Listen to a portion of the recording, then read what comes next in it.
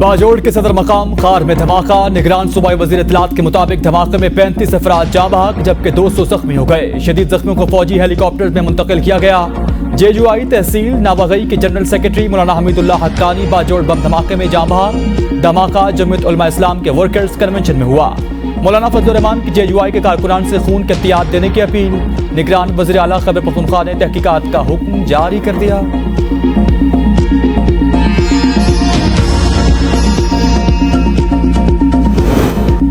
मौलाना फजलुर रहमान का वज़ीर आज़म पाकिस्तान शहबाज शरीफ से टेलीफोनिक राबता। वज़ीर आज़म की वाक़े की मुकम्मल तहकीकात करके जिम्मेदारान की निशानदही करने की हिदायत। शहबाज शरीफ कहते हैं दुश्मन पाकिस्तान में जमहूरी निज़ाम के खिलाफ जिसकी कतन इजाज़त नहीं दी जाएगी।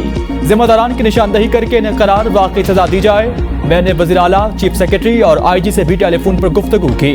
वाक़े पर रिपोर्ट के साथ साथ जख्मियों को बेहतरीन तिब्बी सहूलियात पहुँचाने की भी हिदायत।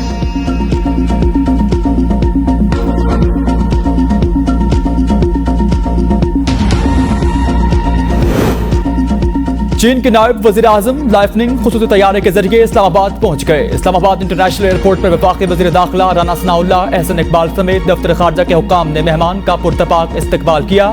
चीनी वफ़द में नायब वज़ीर आज़म के हमरा 4 वज़रा भी पाकिस्तान पहुंचे। चीनी नायब वज़ीर आज़म कल वज़ीर आज़म पाकिस्तान शहबाज शरीफ से मुलाकात करेंगे।